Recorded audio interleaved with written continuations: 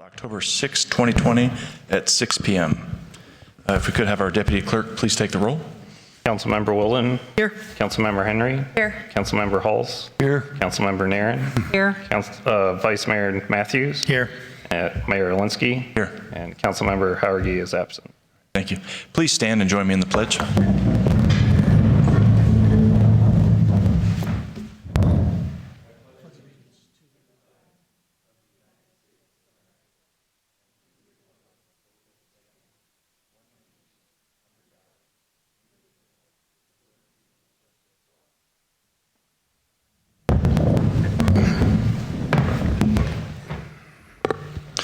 All right, thank you. Next on the agenda is a brief summary of current events by the mayor, city council, and/or city manager. The public body does not propose, discuss, deliberate, or take legal action on any matter brought up during the summary unless the specific matter is properly noticed for legal action. Do we have any council members with anything to report? Please. Yes, I attended via virtual go-to meeting the master plan for our airport last Wednesday. And I put together some facts and then we have a summary. And if anybody would like that, feel free to contact me. The council and vice mayor and the mayor all have that. But overall, I thought it was very well done. And the presentation went extremely well. So thanks to everybody involved in putting that together. So this Saturday to September 26th was a pretty busy Saturday around town. Went to the fundraiser barbecue for Commander McCooch, and very well attended. It was really great to see the community come out and participate in that. And the same day, there was an all-day prayer event at the Kids Park, which was great. I believe in the morning they said a blessing and prayer over some firemen and EMT for the fire department, and they did the same thing for the police department. And then later that afternoon, I was joined by Council members Hulse and Wilden, and they prayed for the city council. So that was just pretty great to participate in that and have people come out for that and to think about including us in that. So. Thank you. It's good. Any other council members? Yes, I wanted to piggyback on what Councilmember Wilden's updated about the airport master plan public meeting. That was the first public meeting. There were good questions from several members of the public, but I wanted folks to know if, they may have read in the Independent some information. You can always reach out to our airport manager, Mark Williams. If you missed that meeting, it's also available on the update that Councilmember Wilden did with the Zoom link. And there will be another public meeting, importantly, as the process is a little bit closer to completion, to provide some additional information along the way. So if you missed it, you'll get another opportunity. I did want to briefly update that Mayor Alinsky and I attended the ribbon cutting for the Twice Nice thrift store. They did a great job really updating the look of the store, and the Twice Nice helps support the Verde Valley Sanctuary and its mission and operations, which is of much need. I can't talk, or my microphone is going out tonight, I'm not sure, but it is a valuable service here in the Verde Valley. So. Great. Anyone else? I'll just report briefly that end of last month I was able to virtually attend the Mingus Union High School Civics Day, which was great. It was a county public defender and county recorder were there as well. So it was really great to virtually be in front of the high school and answer some pretty fabulous questions. They did a great job with that. And we also attended Councilmember Wilden and Henry and Hulse, and I attended the Belfry grand opening as well, which was very well attended. And just a great example of a local entrepreneur making things work even in these economic times, And if you haven't been there, I highly recommend you go. It's a very nice spot. Yeah. No, not to the meeting, unfortunately. Talk to me afterwards. All right. Anything else, Mr. Manager? A couple items, Mr. Mayor, thank you. Mayor and Council, wanted to make you aware, I don't think I sent out a notice, but I want to make you aware that we have begun the recruitment process for our second police commander. So it's an internal process. We have started, HR is leading the way on that, but we have begun that internal promotional process.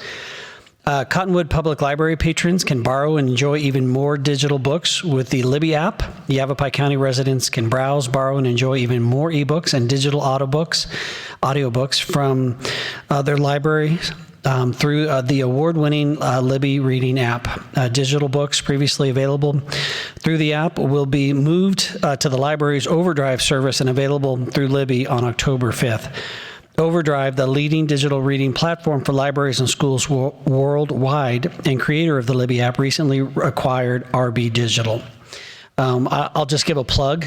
I am no longer paying for another service because we get the same books for free through our library. So if you haven't checked out Libby, it's a easy download, easy use, and the books are there. So great service provided by our library. Parks and Recreation will be hosting a drive-through trunk or treat along Brian Mickelson Parkway on Saturday, October 31st from 4 to 7. Cars will enter off 6th Street between Cottonwood Public Library and the Rec Center, and trunk or treat hosts will bring candy to you. Following that, we will be showing a spooktacular movie, The Haunted Mansion, at Garrison Park. And movie starts at dark, and face masks are required. All right, very good. Okay, we have one proclamation this evening, and it is declaring the month of October as Domestic Violence Awareness Month.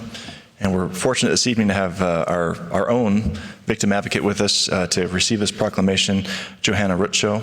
So without further ado, I'll go ahead and read this proclamation, and then we'll get it to you after the meeting. And you're, of course, welcome after the proclamation to come up and speak as well, okay?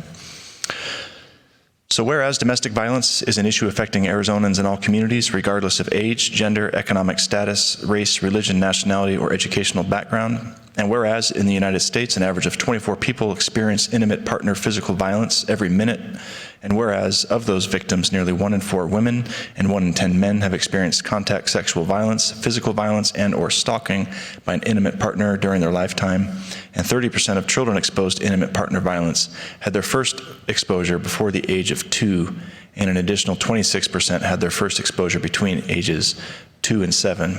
And whereas victims of domestic violence are more likely to experience long-term mental and physical health concerns, including a higher risk of chronic disease, substance abuse, post-traumatic stress disorder, depression, and anxiety. And whereas challenges related to the COVID-19 global pandemic, including stressors such as unemployment, reduced income, limited resources, and social support, may increase risk factors for family violence.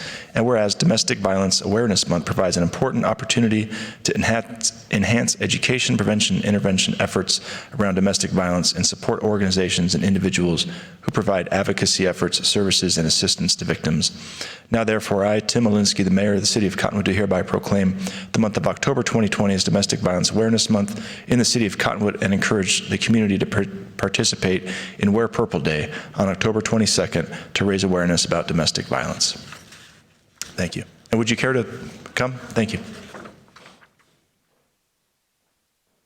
Thank you for being here this evening. Thank you for having me, Mayor and council members, and recognizing this important issue in our community.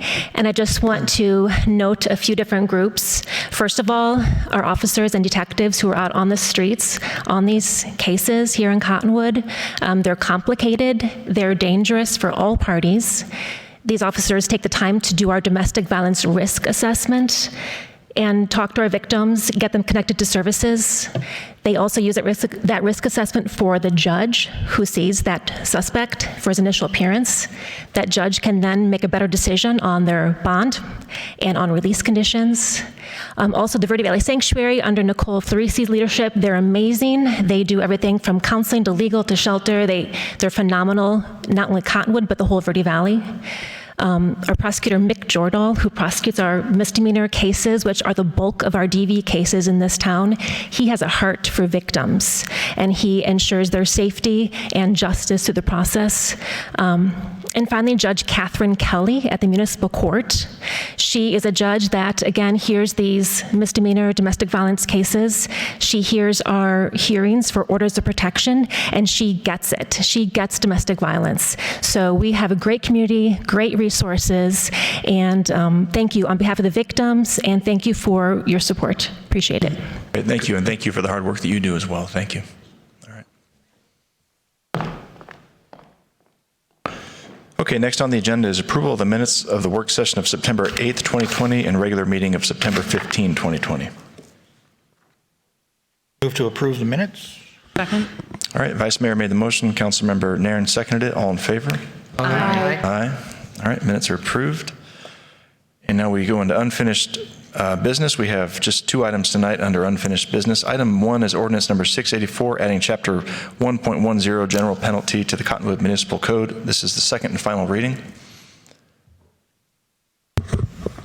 No changes, Mr. Mayor. Okay. And no, we did not receive any comments that I'm aware of. Okay, well, I think we gave the nod at the last minute to bring it back for a second reading, so I don't think we need any more discussion unless any council member wants to add anything. Okay, I would go ahead and move then to approve ordinance number 684. Second. Okay, Mayor made the motion, Councilmember Henry seconded it. We need to have a roll call vote, please. Councilmember Henry. Yes. Councilmember Halls. Yes. Councilmember Naren. Yes. Councilmember Wilden. Yes. Vice Mayor Matthews. Yes. Mayor Linsky. Yes. And motion carried. All right, very good. Please read ordinance number 684 by title only.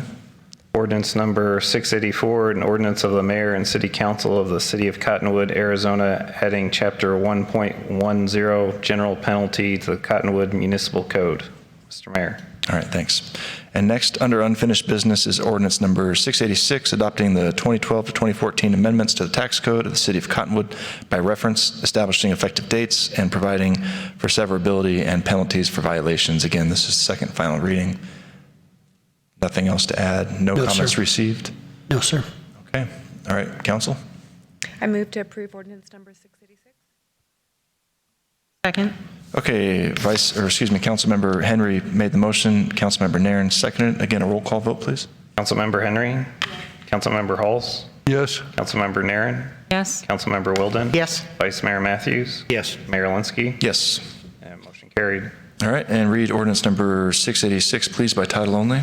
Ordinance number 686, an ordinance of the city of Cottonwood, Arizona, relating to the transaction privilege tax, adopting the 2012-2014 amendments to the tax code of the city of Cottonwood by reference, establishing effective dates, providing for severability, and providing penalties for violations. Mr. Mayor.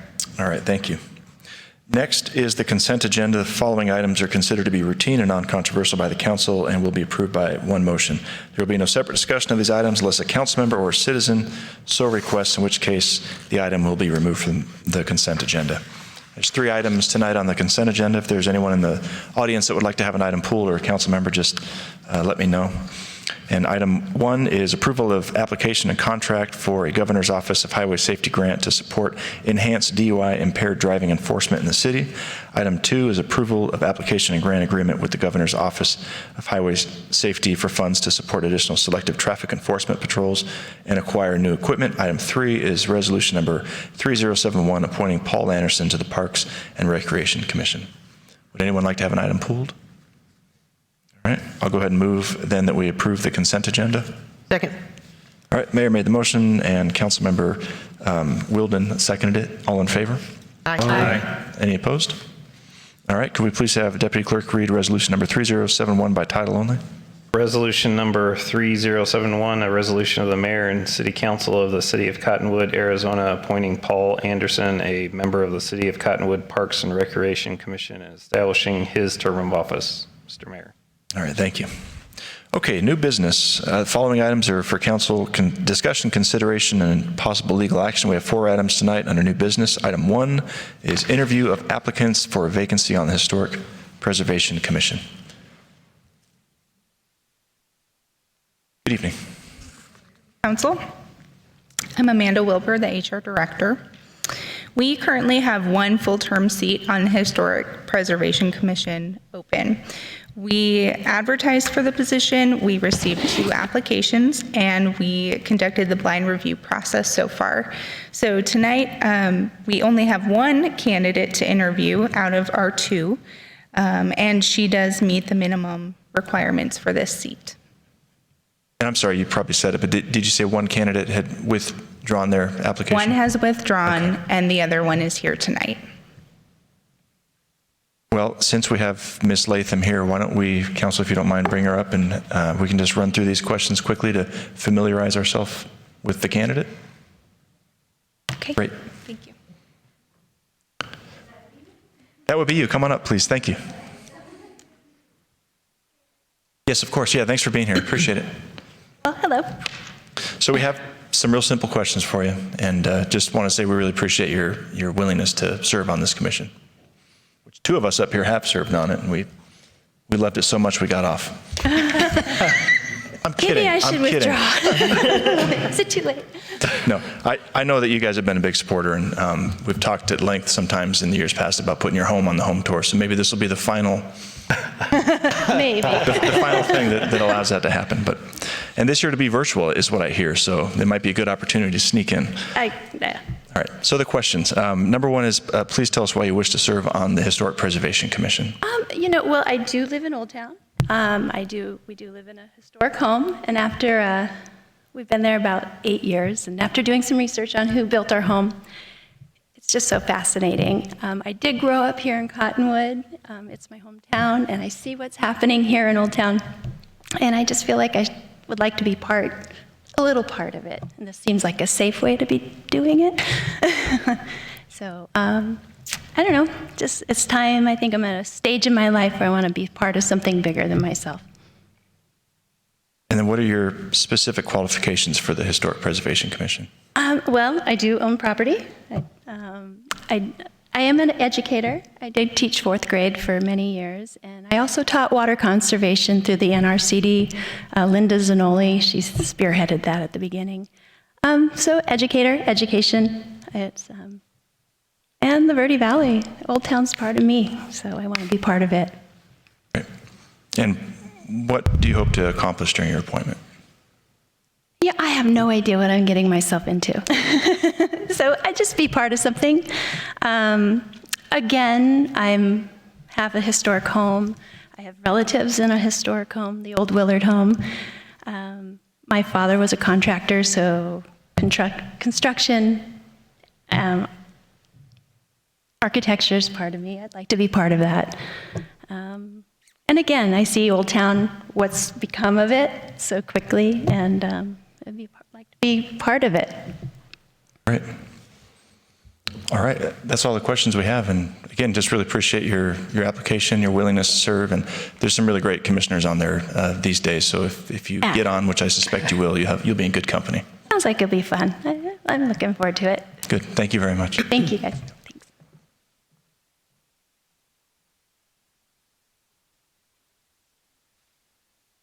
All right, and then next is interview of applicants for vacancy on the Board of Adjustment.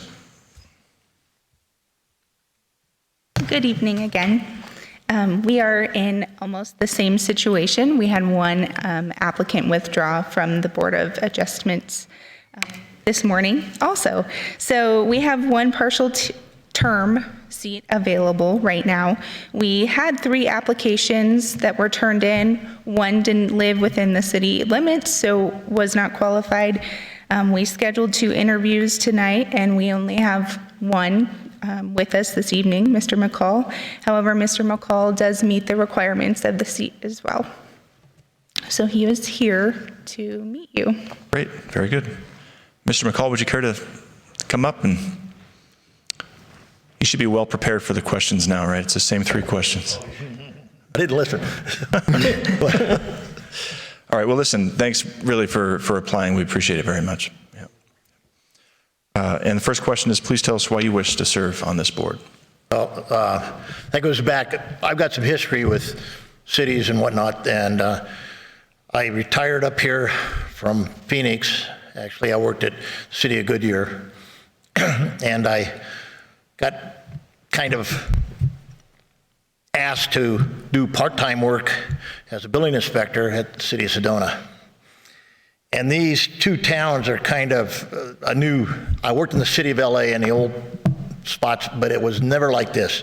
And as far as zoning goes, and that non-conforming pre-existing conditions is a thing that I just, wow. But when I was going around Sedona, I saw so many things that I said, I just wish I was here 20 years ago. And, and now you're running through, I looked at the last on the your page, your web page, I looked at the last scenario that you had for individual wanted to build in his own lot, but the lot was now put down, so it was so small, it was unbelievable. So I looked at it and I said, yeah, and it's got pre-existing, I guess, the setbacks were his big worry. So I got excited about it because I said, well, maybe I can be some help. And I'm not being egotistical or anything else, but you've got to live this, and you've got to be around building for a long time to realize that there are easy ways to get around the problem, but and also you've got, and being part of the building inspection department, I have always thought that life safety is the number one thing, and sometimes these pre-existing conditions do set people into a position where they're building onto something that may be a problem later on. And I just, like I said, I stand back and I'll, watch and see what's going on, and then if I can help, I'll help. If I'll do my job, I'll do my job, that type of thing. But I just want to be part of it. Great, thank you. And you kind of already answered this next question, but what are your specific qualifications to serve on the Board of Adjustment? 27 years as a building inspector, code enforcement officer. I get you all ticked off, City of LA, but my folks are from Arizona. But City of LA, City of Goodyear, Sedona, and haven't approached here yet. But, Very good. And then the last question is, what do you hope to accomplish during your appointment? What do I hope? I hope that I can bring some knowledge and some of my experiences.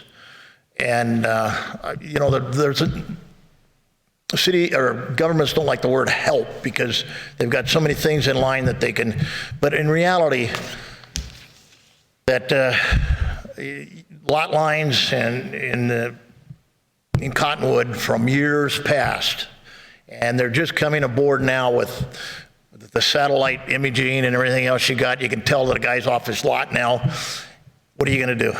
And so it's coming to be a big problem. Now, when you get a new track going in, that's a different story. It's easy.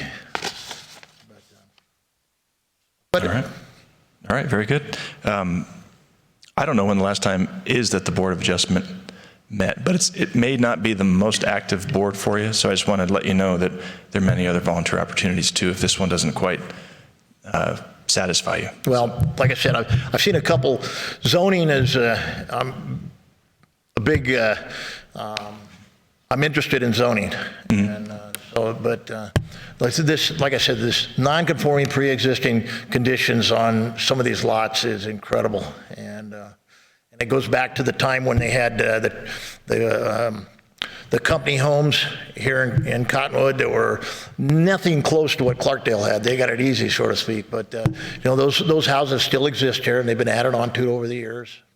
And it looks like sometimes there was never any real thought processes years ago into what you've got as a city. Could be. Okay. Yeah. Thank you, sir. Appreciate it. Thank you. All right.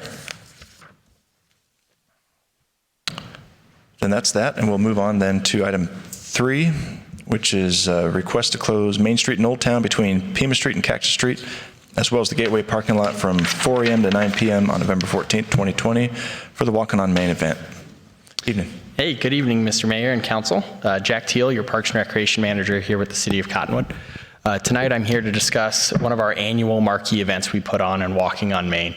And even though the item is under the street closure, what I'd like to do is give you a brief description of what we plan to do with the event this year. And then based on how you vote on the street closure, we'll know direction on what you'd like us to do with the event. So with COVID-19 going on in the group gatherings, one of the biggest considerations for us is the group sizes of 50 and making sure we can spread that group out throughout town as best as we can. So the event is going to look a little different this year if we're able to put it on. One of the major things we're trying to do is to stretch Old Town. And the ways we're going to do that are we're going to eliminate that big 40 by 40 tent right there at the front of the event. That's going to create the open air space that we need to make sure people are out there doing it. And it will also help with the fire restrictions to allow fire trucks to access all the way down Main Street rather than have to pull off to the side streets. With that, we would displace the artist vendors that have been in there for years. So we're planning to move them into this facility actually, to give them the space they need, the shade that they need for their artwork, and help spread that out throughout town. We plan to take the car show and extend that further up the street, or further south down the street, utilizing more of the gateway parking lot to expand that out and keep the crowd flow moving. And then rather than having our main stage right there in the middle of the street, one of the things we'd like to do is to partner with local businesses down here to do live music in different areas. So we've talked with Belfry a little bit. We've talked with some of the wineries a little bit about possibly stationing some music inside their facilities throughout the day at different times to help stagger crowds and move them throughout the street and not just congregate in one area. And then the wine tent that we would usually have on the street, we've been working with the Verde Valley Wine Consortium to figure out a new method to still include wine, but not have that as a focal point as far as the wine garden is. So what we plan to do is, utilizing their new trailer that they've just got, we're going to sell wine glasses with tickets from that booth that can then be distributed throughout the wineries. When you turn in a ticket, they'll give you a tasting there, and it still will draw those wineries into the event, but keep it off of Main Street and that group gathering there, and hopefully spread it out to as many locations in the area as we can. And then one of the major things we have to consider is how we're going to inform and educate the public about the process and the procedures we have. So our team is going to put together a kind of information tent at the front of the entryway. So when you come in, we'll have all the information, all the educational pamphlets there. We'll have masks on hand to distribute to people who need them if needed, and then all those different requirements that we've seen out there. We've tried to do our work and educate ourselves on what other people are doing, and instill some of those into what we can do at this event. And then of course, when it gets to the road closure, we're asking for the same road closure we've utilized over the entirety of this program since about 2008. We'd like to close the street from Pima Street to Cactus Street, diverting traffic down Cactus with no parking on the west side of Cactus Street, the east side of Cactus Street, sorry. And then up Verde Heights Drive as well. We do that, typically we've done it from 4 a.m. to 9 p.m. Without that big tent in the middle of the street, we may actually be able to condense that time so we don't have to close it so early and keep it open so late. I just included it in here to give us that leeway until we finalize what that plan would look like. But we could feasibly do maybe a 7 a.m. to 6 p.m. To help that congestion there too. But with that, I'd open it up to any questions you guys may have. Mr. Mayor, can I, before you guys start asking questions, Jack, what's the marketing plan for this event? Yeah, so one of the things we really want to focus on is keeping it regional. We don't want to draw on a huge crowd from outside areas at this point in time. So we're going to be focused on local marketing only. We will not be utilizing any of our marketing channels to get down into the Phoenix area where those COVID cases are a little bit higher. We want to keep it more localized to our community here. We may put our street banner out on the street and do some Facebook posts here, but we won't have a humongous marketing campaign as we've had in previous years to promote this one throughout the state. How are masks going to be handled? Is that going to be mandated, or how's that going to work? So currently the way it sits is we would operate under the mask mandate to where anybody at the event would be required to wear a mask. And that would be one of the pieces of education that we would have at our entryway booth, and those masks available for those individuals who maybe didn't bring one. And how many people historically have attended, I'm sorry, are you done? No, I'm done. Have attended the Walk It on Main? Yeah, Mr. Mayor. Historically, this event has been really well attended, and I think last year we probably saw the peak of its attendance. About 7,000 people last year is what we estimated. And year after year, we've seen anywhere from 3,000 to 5,000 as that number continued to grow. Do you have any estimation on how many you would draw? It's so hard to know, right? I really wish I could give you a good estimation, Mr. Mayor, but with our scaled down marketing plan, I think it would still be reasonable to assume 1,000 to 2,000 people would come for this event.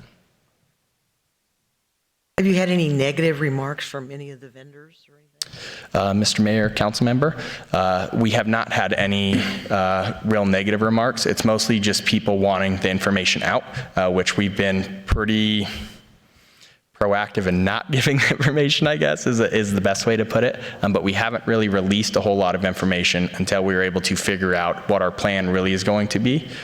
We know that it was going to be November 14th. We had big grandiose plans in the beginning of the year to do it in coordination with the city's 60th anniversary, and we've scaled that back to match the times currently. I'll offer one. What was that? I said I'll offer one. I mean, I just see this as being blatant hypocrisy.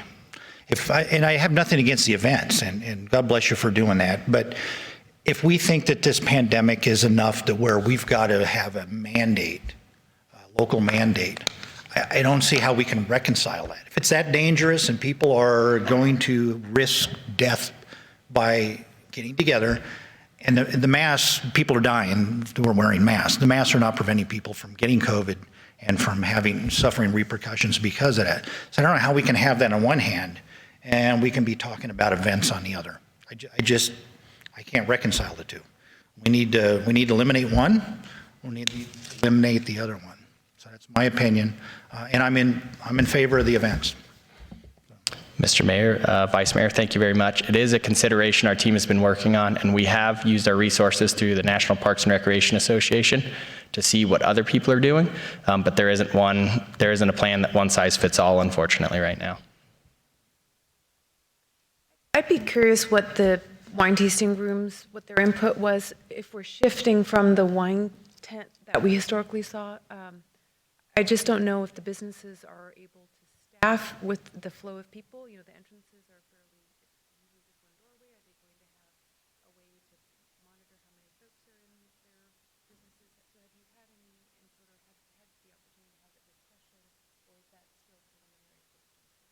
Yes, Mr. Mayor, council member. So we've got nothing but great support from the wineries, and perhaps Paula Woolsey would be a better person to speak on this, as I've worked through her to be our outreach to those departments. But they are already, with the exception of one of them, they're all on board with it. And what they're trying to do is create areas within their shops specific to the event. So if you're there with the event to redeem your ticket from the Verde Valley Wine Consortium booth, then you're going to go to a specific area that they'll have cordoned off, sectioned inside of each one of their wineries, is the current plan that I was told today from Ms. Paula Woolsey. So I think each one of them plans on handling it that way. But to your point about the occupancy, I'm not certain on how they're going to do that, but it definitely is something that we'd want to work through with the Verde Valley Wine Consortium to figure out. And along the same line of thinking, have you heard from the Old Town Association or other area businesses, not just the wineries, on how they feel about putting on an event? Yes, we have talked with the Old Town Association, and they are ready for it. They wanted to be a part of it and want to be included in it. We weren't certain in what capacity we were going to be able to operate yet, so we haven't worked logistics with them. Comments, questions, or concerns from the public in general? Mr. Mayor, council member, at this point in time, I have had zero negative comments. We also haven't put a lot out there to initiate those contact points yet. So up to this point, it's been emails through our office. When are you going to do it? How are you going to do it? Comments on our Facebook, but nothing that necessarily is negative. Very uncomfortable with the number of people we might draw, even if we're not trying hard to, because it is an annual event and people know we are going to do it until we say we're not.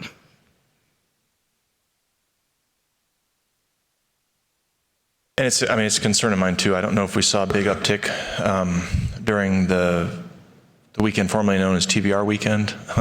I know that there were some, bikers that came through just because they had it scheduled, from last year. But I don't know if we saw a large uptick in visitation. But it's a concern of mine too. And I think when you look down in Old Town, during the weekend and even some nights during the week, it's awful busy down here already, and I just fear that it would be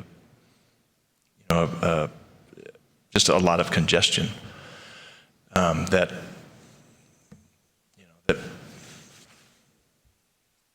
may limit people's opportunity to have a great experience. Mr. Mayor, I think you're correct. That is something that we've talked about as a team too, to figure out how that piece fits, knowing that it's been busy out here on the weekends where there hasn't been lots of restrictions, and then we're going to take it over for the weekend and now come in with our restrictions. So it is something that our team has talked about. We don't have a fix-all solution for it, but it is something we're aware of. And again, trying to use our resources, whether that be APRA, the Arizona Parks and Recreation Association, or the National Parks and Recreation Association, to see what's going on. One of the barometers I'm kind of looking at is this is the week of Arizona Bike Week down in Scottsdale. So I plan to go down there, check on that, and see what they're doing, and see if maybe we can steal something from them to bring back locally here if it's something that works. So we do constantly look at what's out there and what's happening to see if it will work for Cottonwood or not. Scottsdale did make a move in regards to the Arizona Bike Week and Barrett-Jackson. Yeah, I'm sorry, I didn't hear that. Scottsdale mayor did make a move regarding those events. He removed his mandate. Okay. Councilmember Holst, did you have any thoughts on this? I'm concerned, as has already been expressed, that we're going to have a large crowd. They're supposed to wear masks. We have no real way to enforce people wearing masks. We've canceled every other event because of this, and I just feel like we maybe need to go along the same guidelines rather than put people in jeopardy. We're hearing on the news now that the second wave is on its way, and it's coming. By next month, it's probably going to be here if it's coming. I'm not sure what the results would be for us, but I think it could be a negative influence if we had a lot of people end up infected. Thank you. Yeah, you know, I'm torn on this. It's an event that I really like. I think it's a good community event that you know, highlights the best that we have here. Of course, we know it draws a lot of folks too from out of the area. And what I hear, you know, on our weekly calls with the businesses, you know, businesses want to be supported, obviously, through these uncertain economic times. I get the sense that things are humming along pretty well in Old Town, which is, you know, the epicenter of this particular event. So I don't know that it's these businesses down here that that need our assistance as much as some of the businesses, you know, throughout the rest of town. You know, on the other hand, I think this is an event that celebrates our community. We're all anxious for creative ways to celebrate our community and come together in a manner that's safe, which is why I'm pleased that we're still doing some of the Safe Night, the Halloween events, you know, for the kids. I think, again, these are family-friendly events that, you know, it still brings families closer together, community closer together, but in a way that's safe. So I truly am torn on this. But I think, again, to postpone it would be in line with, you know, what this council has done, given some of the major events that we've postponed in the past few months. So. Go ahead. No. I forgot what I was going to ask. You're up.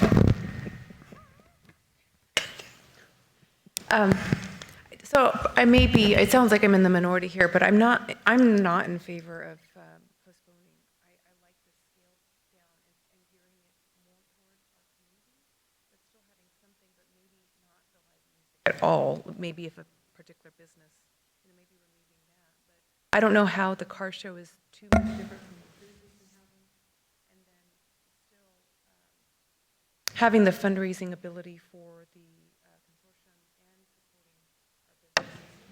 that spreads outside of Cottonwood, but I wonder, I know there's not a way to... Councilmember Henry, I'm so sorry. Can you get a little bit closer to your mic? I'm getting signal. I know with this event, there's not a way to control the number of attendees, but I think if we really have good information at that informational tent, and if we also have a good, consistent message to the businesses that as this is a city-sponsored event, we are taking the mask and distancing requirements seriously. If that's the But I support a scaled-down event, but not necessarily the numbers, obviously, that we've had before, where we're just packed in the middle of the street. I don't think that Old Town's not going to have traffic.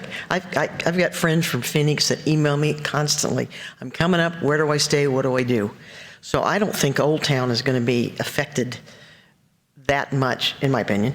Either way, if there's a way that we could spread it out even more, like possibly instead of each location or several locations having music, if you have it one at a time, everybody's going to go there anyway. Maybe have, which I've suggested before, and you know, maybe have some sort of a concert on the screen, like Sting, and have it somewhere else, at one of the other parks or something, and that's just simply a drive-in thing for entertainment. Mr. Mayor, if I can ask Jack to talk a few minutes about your Councilmember Henry, your question about the car show was a good one because there is a difference. So our cruise nights, which the last one was very successful, there was parking issues. I heard that we didn't have parking for all of our hot rods, but we also had a band that night, but we don't have a club. You know, there's no organized club for their cars, and I believe this one will have a club. So they will actually have a group of people planning to be there to show their cars, which is kind of different than the unorganized cruise night where people with hot rods and stuff can just drive through and drive around. So it's more purposeful. Is that fair, Jack? Yeah, Mr. Mayor, City Manager, correct. This one is more of a car show rather than a car cruise. Historically, what we've done is we've had them park with numbers. They're assigned each number, and then people can vote for the best car throughout the duration of the event. So that would be kind of the direction we would lean towards this year as well, if the event is approved to move forward, where we'd space them out. We'd be working with a local car enthusiast. We've oftentimes worked with the Mingus Union Hot Rod Club to put this one on. And then they assign numbers to those and allow people to vote and interact throughout the day. And then we award trophies and we do things like that. So it's more of a true car show than it is the normal car cruise. And then, Mr. Mayor, the other thing is this is staffed, unlike any other event, than the weekends. So we will have staff around Old Town, carrying masks and, doing what we can to make it as safe as possible. We're going to spread it out as wide as we can. As Jack alluded to, the OTA has asked for it. Paula has said, the wineries are on board. This is a hard decision, which is why it comes to council. You guys get to make the hard policy ones. Our numbers now are good, but as you know, hadn't shared yet because I don't have quite all the information, but we have at least one employee turned positive today. So it's still out there. It's not gone. There are still risks involved. So there is concern. We want to keep our numbers low, but I think this would we have the ability to help make it even safer than some of the other things that go on because we will have it staffed, we will have it purposely spread out, and so we'll have some control mechanisms. The wineries will be required to follow the governor's executive order, which limits occupancy based on their fire max occupancy in their facilities. They'll still be required to follow that. It's a slippery slope to not follow that. You can put your liquor license in jeopardy if you're not following the governor's mandate.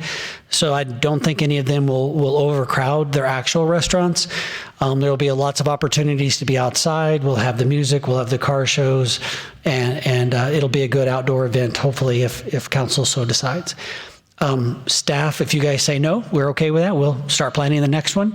We'll I guess start helping for the chocolate walk, Christmas tree lighting, hopefully, and what we're waiting for the green light to go ahead. We are also concerned about safety. Our employees that'll be out there are at risk. They will be wearing masks. There are other cities who have done events early in this pandemic and ended up with a significant number of employees infected. So this is not a risk-free event at all. I don't know if I'm making your decisions any easier, but it's not without risk. But we think we can do it well. We think we can do it safely, but nothing is 100%. Their numbers are good now. We've worked really hard to keep the community safe, and I would not want to be responsible for a huge outbreak. I couldn't do that in good conscience. All right. So how do we move forward from here then, Council? Would you like to go around the table, thumbs up, thumbs down, on whether or not you would like to move forward with the event? I think that would probably be the best way to, or we can make a motion to move forward with street closing, which would be My preference is just to make a motion, and if it's defeated, it's defeated, and we can regroup from there. And so I'll go ahead and just move to approve the proposed street closure of North Main Street in Old Town between Pima and Cactus and the Gateway parking lot from 4 to 9 p.m., 4 a.m. to 9 p.m. on November 14th, 2020 for the scaled down walking on Main event. okay.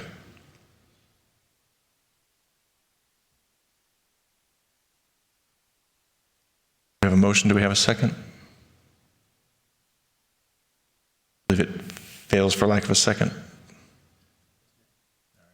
Well, listen, Mr. Teal and staff, I really appreciate your work on planning this event in optimistic good faith that we'd be able to put it together. And I can guarantee, however, that the Christmas tree lighting event is a safe event, as roughly about 3 or 4 people attend that. So we all have that at least to look forward to. All right, thank you. Mr. Mayor, Council, thank you. All right, item 4 is proposed reclassification of engineering positions.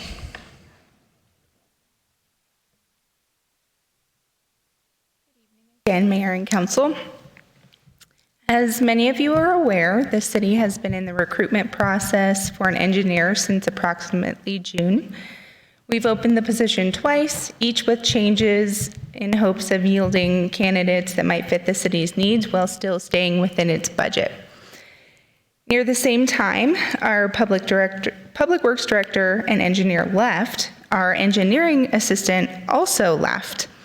This position has been purposefully left vacant, knowing and hoping that we may need to change things in the engineering department during or after our search for an engineer. Throughout this recruitment, a few things have been realized. First, many public entities are looking for an engineer in some capacity right now. It's a need in Arizona. Secondly, utility engineering is really a specialty, and it's been difficult for us to find candidates that have enough utility engineering experience that we need, but still have experience with roads, sidewalks, drainage, and stormwater. So tonight, I'm bringing before you the proposition to reclassify the engineer to a senior engineer position and reclassifying the engineering assistant to a utility engineer position. The engineer to a senior engineer will slightly raise the hiring range of the position to be more competitive in the market and remove the direct engineering of utility department projects from their purview. And then the utility engineer would help move our utility projects along much faster and allow the city to better take advantage of internalizing some of the utility engineering work that's happening right now. A lot of that gets farmed out to other engineering entities. So this change will cost some additional funds, but we feel that this is a better direction for the city to proceed in to ensure we find candidates that meet our needs. If the reclassifications are approved, it could cost the general fund approximately $12,000 to $13,000 and the utility budget $47,000 to $48,000 for the fiscal year. Some of this extra expense can already be negated this year through salary savings that we've already seen within the utility department. So we are bringing this proposition to you in hopes that this will better fill the city's needs. So with that, I'm open to any questions that you might have. What's the net cost that it will be for the city? Between both positions? Right. It is, given the savings plus the extra costs? Sure.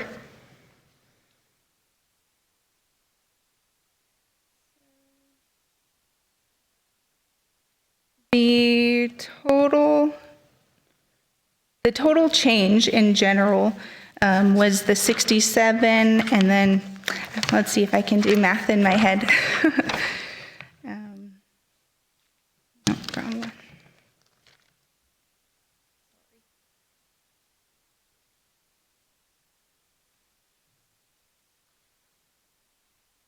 Okay, so the utility engineer total with benefits would be a total of $123,000 approximately. And that is if we hire all the way to our midpoint, which most of the time we don't hire that high, so it would probably be a little bit less than that. And then the senior engineer total would be $135,943 that it could be for the fiscal year. Like I mentioned, the 12,000 and the 47,000, it comes up to be about $60,000 more going forward than was originally budgeted.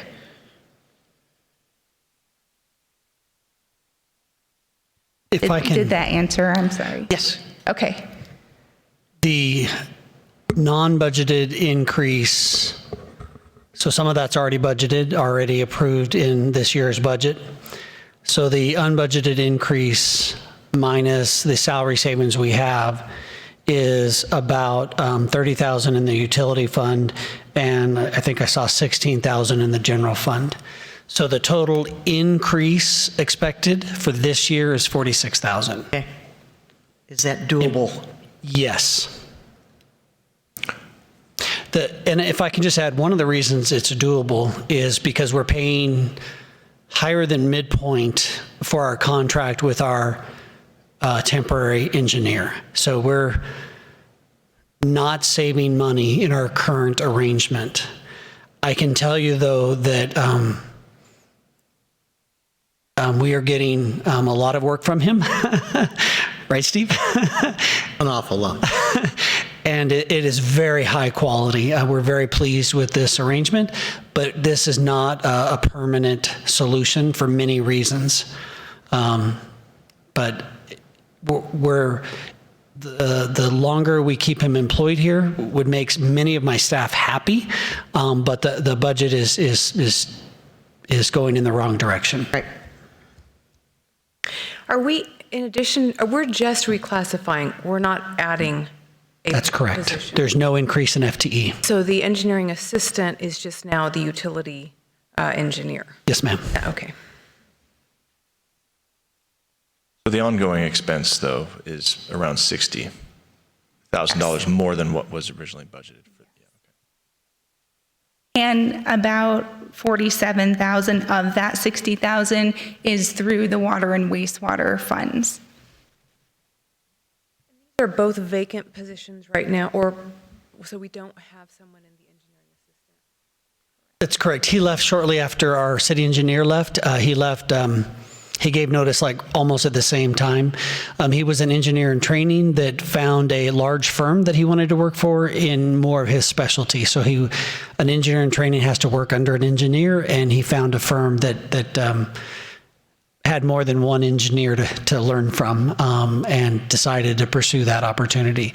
We purposely left that vacant, hoping that we would get a city engineer that would then help select either another trainee to help the utility fund, or an entry-level engineer to help the utility fund. The utility department has a significant number of projects going on, and I am not telling you that we'll be able to bring all of those in-house, but we don't have Tom is our pseudo utility engineer. He's also our natural resource director. He is also our utility director, manager. He's got a lot of hats. And one of the other solutions that's talked about is farming all of this out and not even bringing a full-time employee in. That's kind of what we're doing in utilities, and it creates a significant number of issues. For example, our injection well up at the Mingus plant that we have approval for, I think you guys signed off on it a year ago, maybe. It's been a while.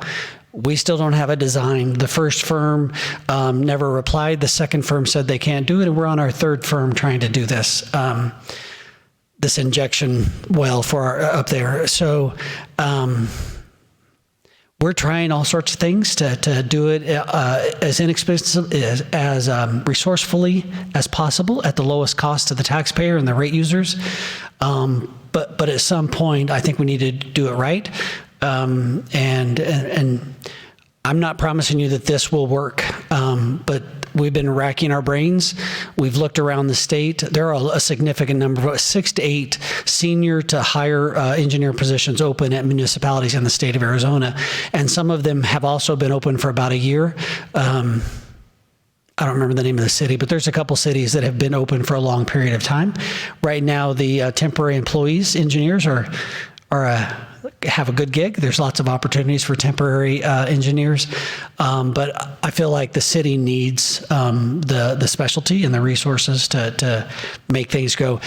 The example right now that Ken is working on is our hillside ordinance as it applies to one of our developments. And it's not straightforward. We need someone beyond math skills or engineering skills. We need someone that has some experience under them on how to deal with developers and all the other things that come with experience, which is why we're hoping for that senior position. It's a real need. Question for you? Yes, sir. Just so everybody can hear, I can loosely relate this to it, but because I get a lot of questions about it. The Mingus Avenue project? Yes. Second half, what's happening with that? And does this affect the timeline on that? It does not. Robert, we actually outsourced the designs for Mingus. And so Robert had it teed up with one of our local engineers, pretty close. When Ken got on board, actually when David took over as our public works manager, it was one of the priorities because our goal was to have that finished by the end of this fiscal year. And if you built a road, it takes a long time to RFP and get all that done. So David started working with our local engineer on that. Right before I went on vacation, so 2 weeks ago now, a week and a half ago, they believe they have 100% plans. Something like that has to be stamped by a PE. And so Krishan, we think, has that about wrapped up. We hope to get that out to bid by the end of the year, if I remember correctly, because one of the reasons we can't, even though the plans are done, we just can't go out. We have utility issues. So we've had to work with APS and Unisource and all the utilities because the road moved in places. We've added sidewalks. We've done ADA ramps. And so we did not have all of our easements and right-of-ways and those kinds of things. So Martin and team have been working on that. The long answer, sir, the engineer's not going to, there is so much work to do to get that up and ready. What'll be nice is by the time we get an engineer on, he'll be able to help us check the work, make sure it's done correctly, prevent some of the problems that occurred under the first half of Mingus that happened before I got here. And of course, David and Martin and the whole team up there is doing a great job at that. But that one, our previous city engineer got us a good distance. David has got us across the finish line with the help of Ken on that project, but no others. We do not have a PE. So even though Ken is a PE, the contract does not cover his stamping of things. So for example, if we're wrapping up the Mingus Trail, the multi-use trail from I think 5th Street to 10th Street through near the canal. If that needed to be stamped, we would have to send that out right now. David and Marty and Ken have been able to get it done. We were getting ready to go out to bid for that. But if it had to be stamped, we would have to put it on hold or contract it out to have someone stamp it, even though it's designed already, because we don't have that stamp. for anything that requires a PE stamp. As the saying goes, modified slightly, next year in Cottonwood. Am I allowed to say amen here? Thank you. All right, well, I think we all hoped that we wouldn't have to be here discussing this. I think we hope we would find that perfect fit, given the salary that we had budgeted. But I don't know that we have very many options at this point. Certainly, keeping the contract with our interim engineer is not really an option that's going to align with our budget. It's not going to align with our budget. So I think this is a good solution to the problem, and I just hope that it works.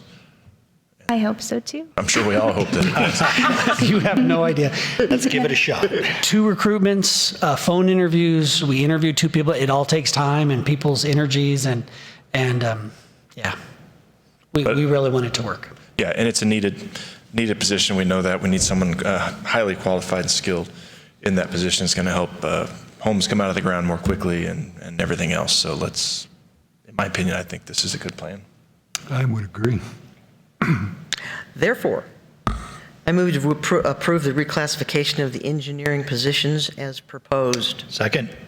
All right, we have Councilmember, I'm really struggling with your darn name tonight. Councilmember Wilden made the motion. Vice Mayor seconded it. Roll call vote, please.